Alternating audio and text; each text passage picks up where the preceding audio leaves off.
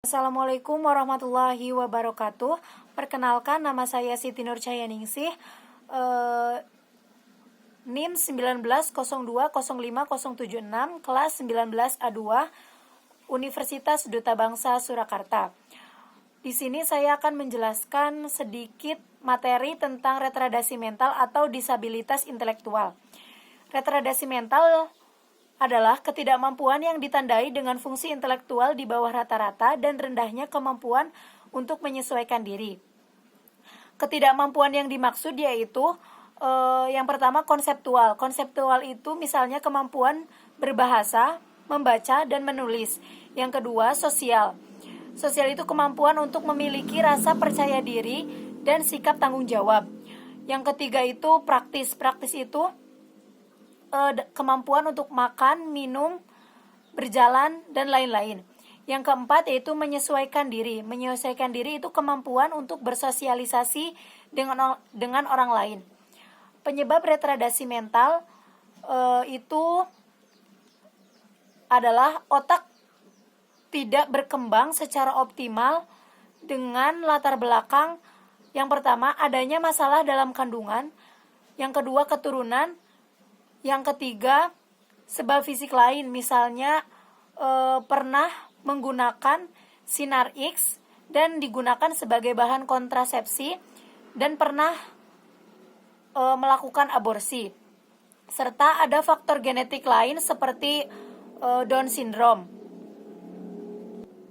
Untuk yang selanjutnya yaitu retardasi mental mempengaruhi perkembangan anak dalam bentuk yang pertama aspek fisik. Aspek fisik itu misalnya seperti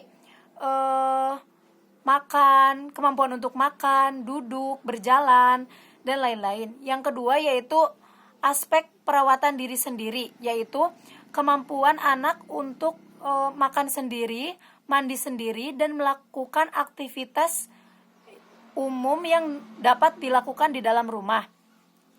Yang ketiga yaitu aspek komunikasi, yaitu kemampuan untuk memahami instruksi, kemampuan berbahasa, dan berbicara.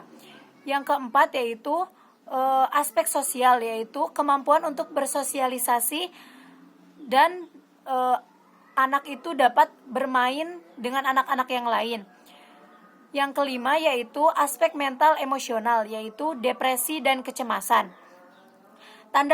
Tanda-tanda retardasi mental yaitu yang pertama keterlambatan tahapan perkembangan, yang kedua kesulitan bersosialisasi, yang ketiga tidak mampu melakukan instruksi, yang keempat perilaku seksual yang tidak sesuai, yang kelima sulit beradaptasi. Selanjutnya yaitu fungsi intelektual itu terdiri dari yang pertama retardasi mental ringan, yaitu yang memiliki EQ antara 50-70. Yang kedua yaitu retardasi mental sedang, yaitu memiliki EQ antara 35-49. Kemudian retardasi berat yaitu antara 20-34. Dan yang terakhir yaitu sangat berat, yaitu kurang dari 20. Untuk retardasi mental ringan sendiri memiliki ciri-ciri yaitu mampu dididik, dapat menyelesaikan pendidikan dasar atau tamat SD, dan 80% anak retardasi mental ini termasuk golongan retardasi mental ringan. Retardasi mental sedang yaitu memiliki ciri-ciri mampu dilatih namun tidak tamat sampai SD, tidak tamat SD.